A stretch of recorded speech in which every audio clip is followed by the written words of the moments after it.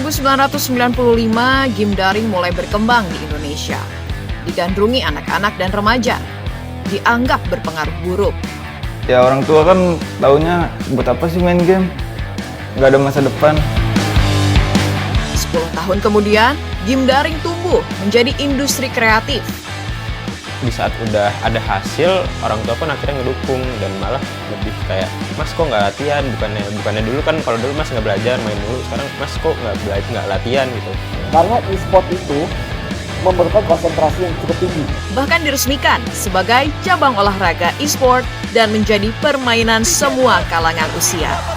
Di tahun 2017 kita ngelihat bahwa e-sport itu makin besar. Ini bisa meningkatkan kontribusi Indonesia di dalam industri game bukan hanya di level nasional tapi juga global.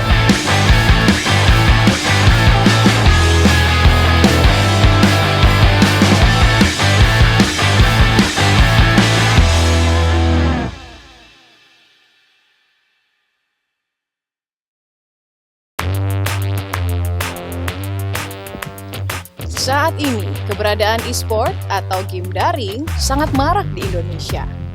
Berbagai permainan daring sangat digandrungi, khususnya remaja. Sejarah game daring di Indonesia mulai berkembang mengikuti perkembangan internet sejak tahun 1995. Masa itu, salah satu game daring yang sangat digemari masyarakat luas adalah Ragnarok. Pesatnya perkembangan game daring memunculkan berbagai jenis permainan lainnya seperti Dota Online, Point Blank, hingga Three Kingdom Online. Perkembangan e-sport makin berkembang dengan kehadiran warung internet atau warnet. Pada tahun 1999, secara resmi e-sport muncul pertama kali di Indonesia.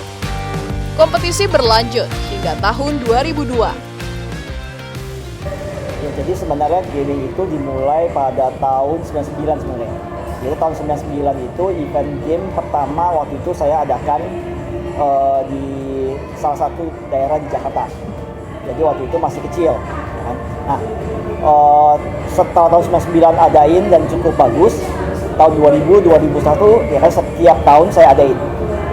Nah, tonggak yang cukup besarnya itu adalah pada tahun 2002, di mana waktu itu saya memegang lisensi untuk kejuaraan internasional.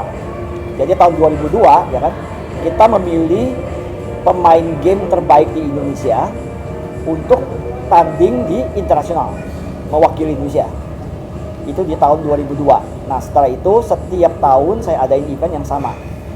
Jadi kita Indonesia sudah bergabung ke dalam komunitas games internasional.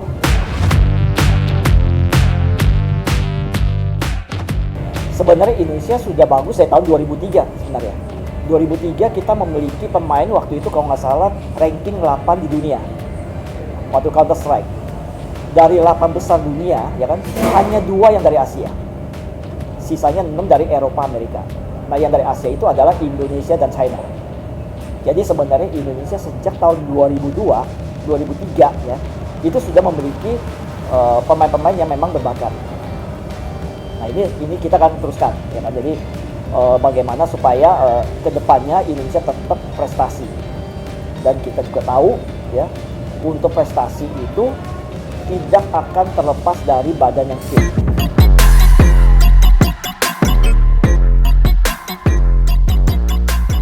Pada Asian Games 2018, cabang olahraga e-sport diperkenalkan ke publik.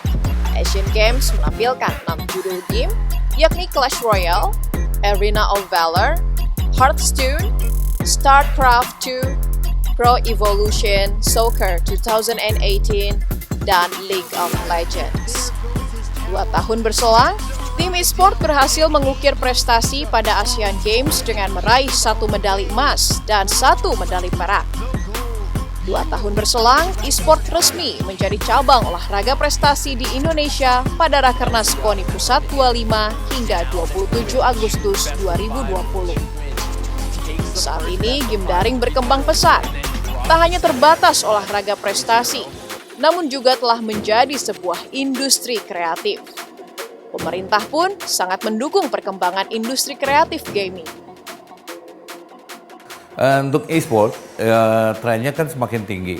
Ini nggak terlepas dari peran anak-anak milenial yang hobi bermain game, dan sekarang kita mendorong bukan hanya sebagai main untuk hobi, tapi e-sport itu bisa menjadikan game sebagai suatu gamers atau bermain game itu bisa menjadi profesi yang menghasilkan uang yang luar biasa besar. Nah, apalagi kompetisi-kompetisi e-sport di Indonesia ini semakin marak, bukan hanya di level nasional, tapi juga di level global. Nah, kita saya ketemu sama pemain e-sport yang bukan hanya mendapatkan uang dari profesinya sebagai e-sport players, tapi juga mendapatkan uang dari turunan e-sportnya. Misalnya ada yang menjadi YouTubers yang menghasilkan atau sebagai content creator terkait dengan review mereka terkait tentang game atau kiat dan trik bermain e-sport. Nah, ini merupakan konten-konten yang sangat menarik dan diminati oleh anak-anak muda Indonesia, khususnya para gamer. Industri game daring kini menjadi primadona, bahkan diperkirakan industri game daring merupakan industri kreatif potensial di masa depan. Pemerintah dan pihak swasta pun mulai memanfaatkan peluang emas dalam industri digital ini.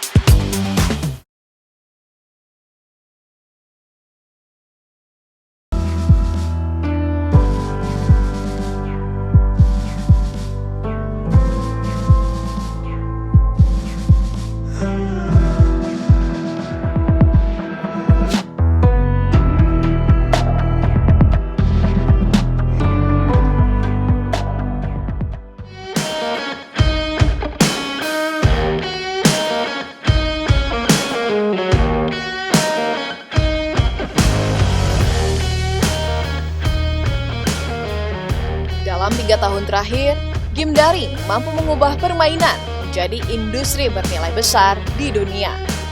Indonesia memiliki potensi besar industri gaming.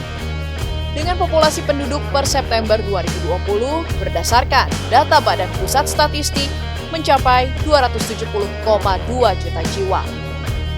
Indonesia menjadi pasar terbesar industri gaming. Pada tahun 2019 saja, industri gaming mampu menghasilkan 1,1 miliar dolar Amerika Serikat di Indonesia dan mengalami pertumbuhan 8 hingga 9% per tahun. Menurut Newzoo, untuk e-sport secara global itu di angka sekitar 1 miliar US dollar secara global. Tetapi menurut Newzoo lagi, untuk di Indonesia sendiri, e-sports beserta ekosistemnya semua, termasuk game online semuanya, itu di angka 941 juta US dollar. Ini angka yang cukup gede. Kembali lagi tadi pertanyaannya, apa sih sumbangsinya ke negara? Nah, ketika e-sports ini begitu pesat, begitu maju, banyak sekali pro team. Pro team ini kan mereka juga memiliki valuasi. Valuasi ini akan mendatangkan pendanaan dari luar negeri masuk untuk membuat mereka menjadi lebih besar. Bukan hanya dari sisi prestasi, tetapi juga dari sisi talent management. Pro team ini memiliki banyak sekali ambasadornya, player-playernya. Mereka bisa doing coaching klinik segala macam. Nah, ini kan semua dan termasuk endorsing kan. Jadi endorse produk orang segala macam. Next-nya adalah apa? Sponsorship. Next-nya lagi apa? Media rights. Media rights ini nggak bisa dipandang kecil loh. Gede sekali. Next-nya lagi apa? Live streaming. Live streaming ini kemarin Januari ini kan barusan ada 2 event turnamen dunia. Salah satunya ada di Singapura dan ada di Dubai. Dan itu membuat rekor peak view terbesar dalam sejarah, 3 juta lebih. Dan justru ketika itu adalah pertandingannya adalah tim Indonesia lagi berlaga dengan tim lain. Jadi potensinya kita ini sebagai penduduk nomor 4 terbesar di dunia ini sangat besar sekali dalam peranan di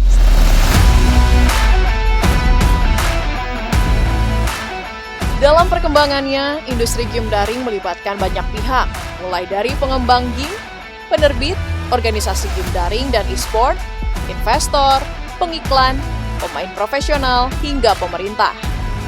Saat ini, menurut Newzoo, sebuah perusahaan global yang memiliki basis data lengkap tentang industri gaming dan e-sport, jumlah pemain gaming atau gamers di Indonesia pada tahun 2020 diprediksi mencapai 100 juta orang, menjadikan Indonesia dengan pemain terbanyak nomor 1 se-Asia Tenggara. Indonesia juga memiliki basis besar penggemar setia e-sport. Pada tahun 2018, sebanyak 6,6 miliar jam dihabiskan orang menonton konten video e-sport. Jumlah itu meningkat pesat. Pada tahun 2020, saat pandemi COVID-19 berlangsung, jumlah penonton e-sport menembus hingga 7,46 miliar di semua platform streaming langsung. Antara lain, kanal YouTube gaming tumbuh pesat dengan jumlah 156 juta jam, dan kanal Facebook gaming mencapai 1 miliar jam tontonan. Potensi besar industri gaming ini turut dilirik oleh pengembang game lokal asal Indonesia seperti Agate, perusahaan pengembang permainan video berbasis di Bandung, Jawa Barat. Agate itu berdiri tahun 2009. Itu kita punya 18 co-founder. Di antaranya itu setengahnya background itunya art, setengahnya lagi itu programmer. Nah, dari awalnya itu mereka para founder kita tuh bikin game itu cuma untuk hobi doang, senang-senang doang, terus ngumpul banyak-banyak, ternyata kayaknya seru ya kalau misalnya kita bikin company nih untuk game, karena industri game lokal waktu tahun 2009 itu belum terlalu belum terlalu besar di Indonesia gitu. Jadi mungkin Agate adalah mungkin salah satu pionirnya untuk di industri game. Jadi kalau dari Agate sendiri, kita itu sudah ada kurang lebih 200-an game yang udah kita rilis dari berbagai platform. Itu dari tahun 2009 ya, sampai sekarang itu udah ada 200-an lebih. Dan kebanyakan game kita itu ada yang dari Flash, ada yang juga kita pernah ship rilis juga di PS4, ada juga di Steam, dan Nintendo Switch juga. Nah, itu adalah salah satu game yang mungkin bisa kita highlight. Itu nama gamenya itu Valtrian Arc. Itu kemarin, baru awal tahun kemarin kita rilis di Southeast Asia. Ada bahasa Sundanya juga di situ. Dan itu mungkin salah satu game lokal yang kita kerjasama juga dengan publisher di luar negeri, namanya P-Cube. Kalau bisnis dari perkembangan game di Indonesia, jadi gini, industri game itu kan perkembangannya pesat banget. Jadi di Indonesia sendiri sekarang itu udah ada kurang lebih, saya kurang tahu angka pastinya, cuman ada 200-an game developer di seluruh Indonesia. Dan di Indonesia sendiri itu kita masih ibaratnya terjajah oleh game-game kompetitor kita yang datang dari luar. Revenue total dari industri game itu globally itu sekitar $50 billion, 120 billion dollar, dan untuk game lokal sendiri kita dapat kurang lebih 50 billion dollar dari lokal ya, industri game di Indonesia. Nah, tapi industri game developer lokal itu cuma dapat kurang lebih 0,0004% revenue dari total 50 billion dollar gitu. Tapi dari total segitu aja kita bisa dapat, Agate bisa sebesar sekarang, dan industri game developer lokal di Indonesia itu sudah banyak banget game-game yang rilis oleh teman-teman developer lokal lain juga. Kita disupport banget oleh pemerintah, di mana kemarin kita, mungkin beberapa tahun kebelakang ini kita disupport dengan adanya Game Prime, di mana kita akhirnya bisa punya wadah showcase untuk game-game developer lokal nge-showcase gamenya itu game apa aja yang keluar segala macam, ngerilis gamenya gitu kan. Terus kita juga di support kalau kita mau pergi ke luar negeri untuk ngadirin event-event gitu, disupport oleh Kemenparekraf dan juga AGI. Untuk mempercepat pertumbuhan industri gaming lokal, pengembang dan penerbit video game asal Indonesia terhimpun di bawah naungan Asosiasi Game Indonesia atau AGI. Jadi Asosiasi Games Indonesia atau AGI ini berperan sebagai jembatan sih untuk para developer lokal dengan para publisher dan juga para publisher itu baik itu lokal maupun internasional ya, dan juga dengan pemerintah. Jadi kita bantu misalnya bagian regulasi dengan pemerintah, kita ngelakuin advokasi dan audiensi misalnya, karena kan peraturan-peraturan juga penting ya untuk diterapkan di Indonesia. Terus juga gimana kita bisa support nih para developer game lokal untuk bisa go to market, gimana kita bisa networking nih. Kadang-kadang kan ada ini studio yang dia fokusnya di bagian programmer aja, ada yang fokusnya di bagian artis atau grafis gitu ya, dan juga ada yang game design. Gimana kita bisa mix and match itu. Selain itu juga kita juga bantu beberapa universitas untuk ya kayak pembuatan kurikulum, ngelakuin kelas, guest lecture gitu ya, untuk pengembangan talent game industry di Indonesia. Kalau revenue-nya gede banget ya. Jadi revenue kita mungkin sekarang di atas 1 billion US dollar lah untuk semua ya revenue ya. Walaupun itu masih didominasi oleh game-game global ya, bukan game Indonesia. Tapi dari jumlah game-game yang kita hasilkan gitu ya, sekarang tuh udah melebihi dari 400 game. Jadi ada 2 platform yang banyak developer lokal tuh buat untuk mobile games dan juga untuk Steam atau PC. Bahkan ada yang beberapa yang meraih penghargaan game internasional ya. Kayak contohnya tuh ada salah satu game namanya Coffee Talk dari Toge yang bisa dapat recognition di hampir media-media luar gitu ya, ngasih appraisal, ada Polygon, ada Kotaku gitu ya, yang media game besar memuji dari Coffee Talk ini. Dan ada juga misalnya dari segi sales ada Agate yang bisa menghasilkan revenue game yang dia buat untuk PC dan PS4 itu lebih dari $1 juta gitu. Kementerian Pariwisata dan Ekonomi Kreatif sangat mendukung perkembangan industri gaming Indonesia. Pada tahun 2020, Kemenparekraf mengadakan Baparekraf Game Prime 2020 online bekerja sama dengan Asosiasi Game Indonesia dan ggwp.id, sebuah portal turnamen e-sport, sebagai bentuk upaya mendukung perkembangan dan pertumbuhan game di tanah air. Di pasar game lokal ini game yang dimainkan masih lebih banyak game-game asing. Hanya sangat sedikit game lokal yang bisa digunakan atau dimainkan oleh orang Indonesia.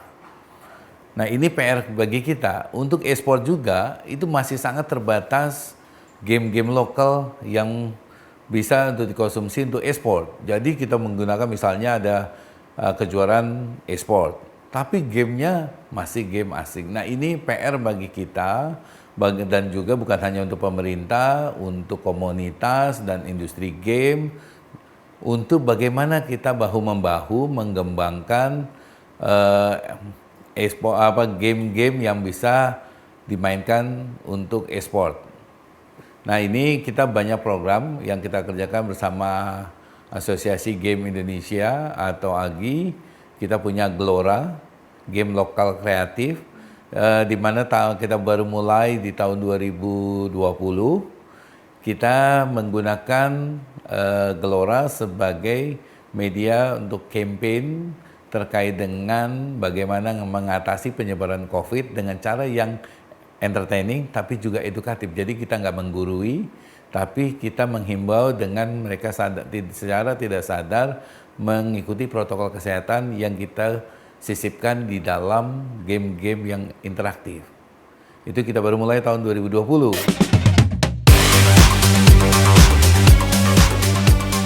Industri game daring turut melahirkan profesi baru.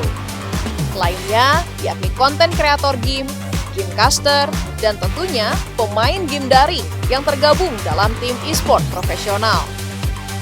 Tidak hanya berhasil menorehkan prestasi hingga kejuaraan tingkat internasional, tim profesional e-sport juga mampu mendongkrak nilai ekonomi industri gaming di Indonesia.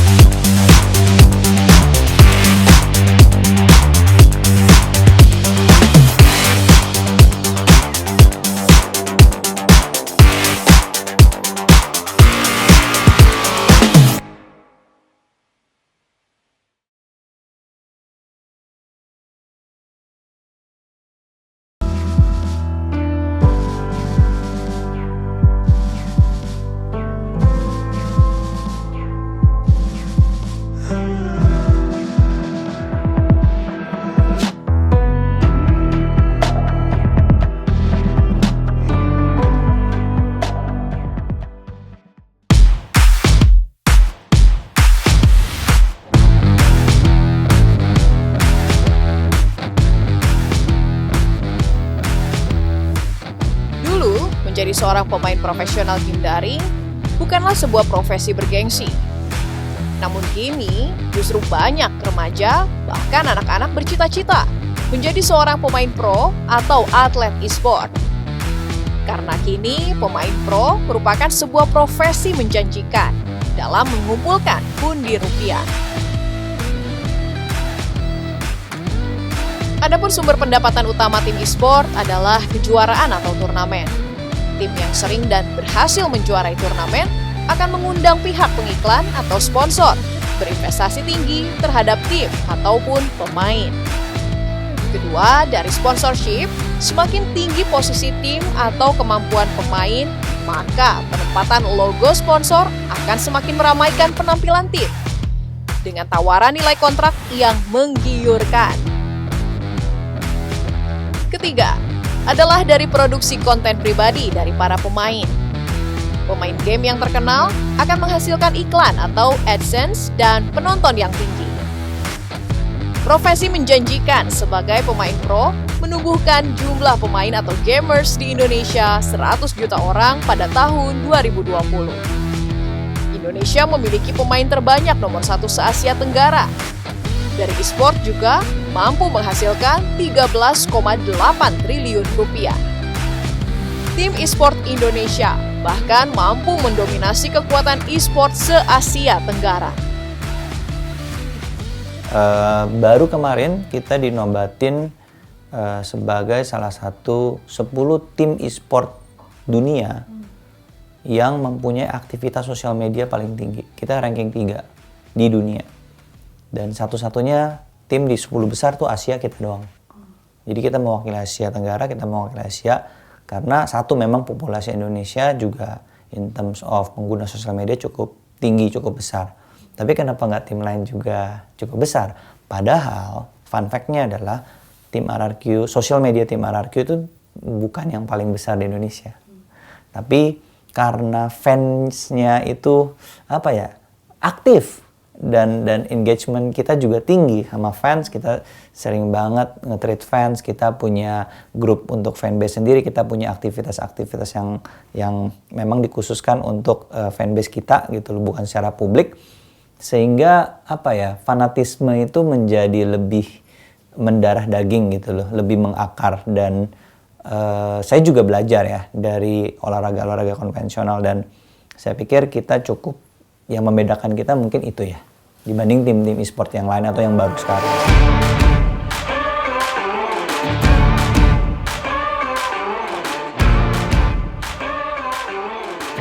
Rex Rigam Kion atau RRQ merupakan regu e-sport asal Indonesia terpopuler ketiga di Asia Tenggara.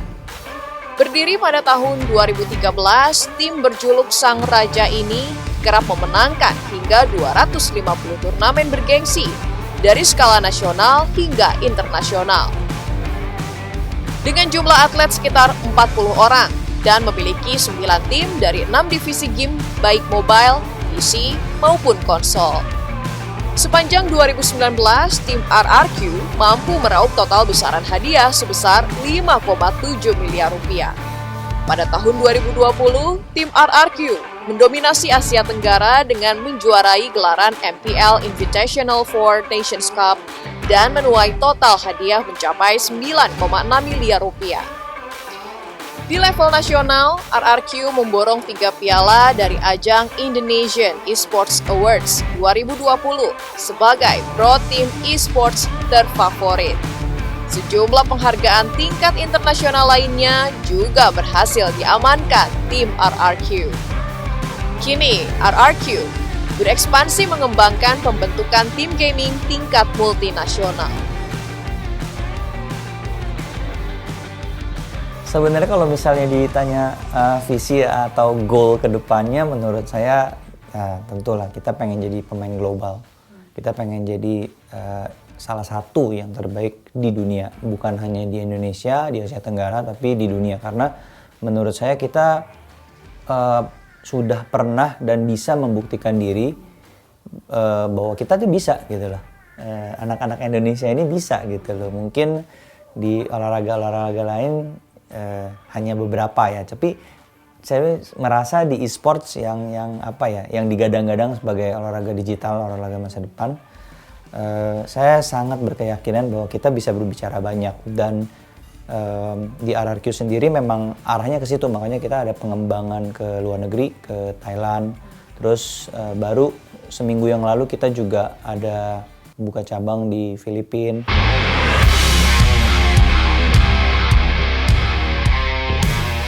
Keberhasilan Regu Esport juga turut dirasakan oleh Regu NXL.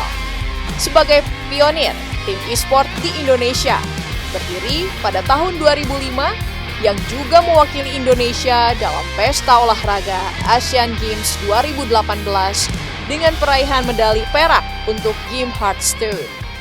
Oke, kalau kita bicara pendapatan, kalau misalnya kita ambil satu studi kasus, misalnya divisi Valorant kita yang baru kita akuisisi di bulan November tengah, sampai 3 bulan ke depan itu mereka berhasil meraup pendapatan dari prize pool aja ya, itu sekitar 166 juta sekian, dari kemungkinan sekitar 300 jutaan sekian gitu. Jadi ya kurang lebih angkanya segitu untuk sebuah divisi PC Valorant yang masih growing, masih berkembang, masih di early stage gitu. Memang dia bakal berjenjang sampai ke world stage seperti itu. Untuk mobile ataupun profesi lainnya di e-sport seperti streamer atau apa, saya rasa itu angkanya besar sekali dan memang menarik sekali. Mereka bisa meraup ratusan juta per bulan rasanya. Dari streamer aja? Dari streamer plus mungkin profesi dia sebagai professional gamer. Emang kalau kita bandingin sebagai professional gamer ataupun entertainer, pasti lebih besar yang entertainer. Emang itu menurut saya faktanya sih di mata saya ya.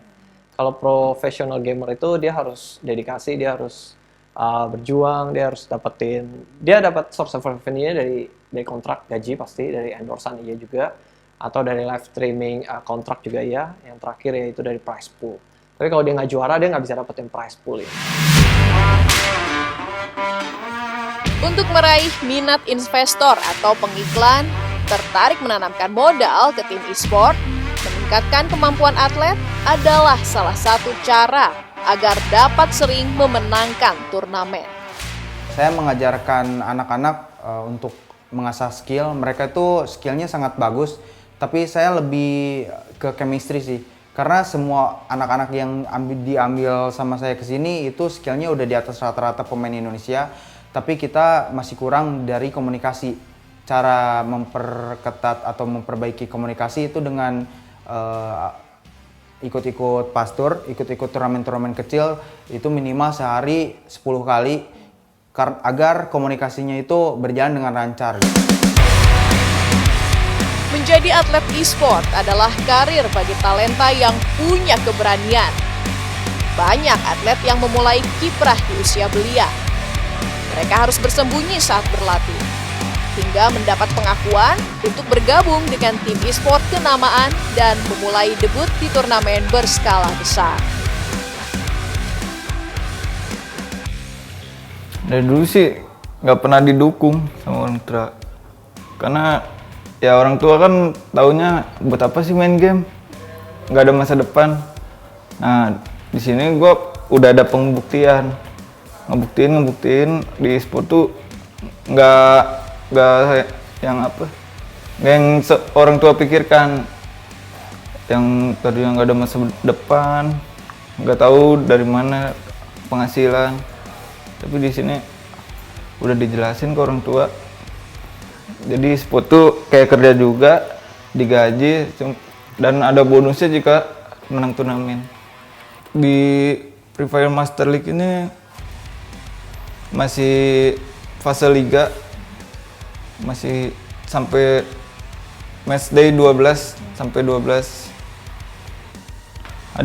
Hadiahnya sendiri untuk divisi 1 1,2 M, untuk divisi 2 kurang lebih 300 juta.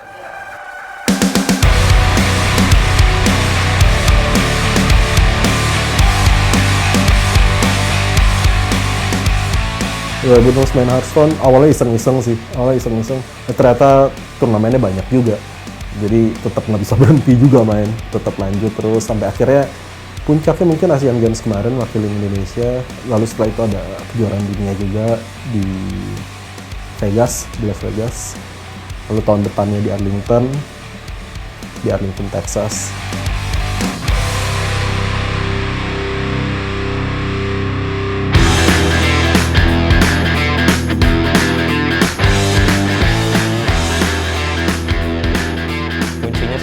Kalau emang pengen jadi atlet e-sport yang benar-benar terjun di dunia e-sport, bukan sekedar main fun-fun aja, intinya sih paling komit.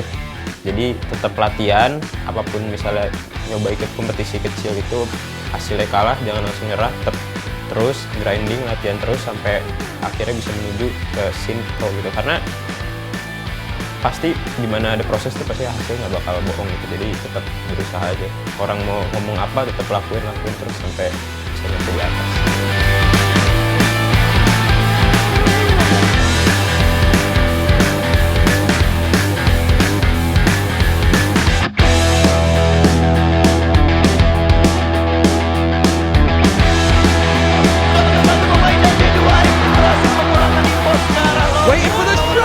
Industri gaming tumbuh subur, mampu menghasilkan 1,1 miliar dolar Amerika Serikat dari pangsa pasar Indonesia pada tahun 2019.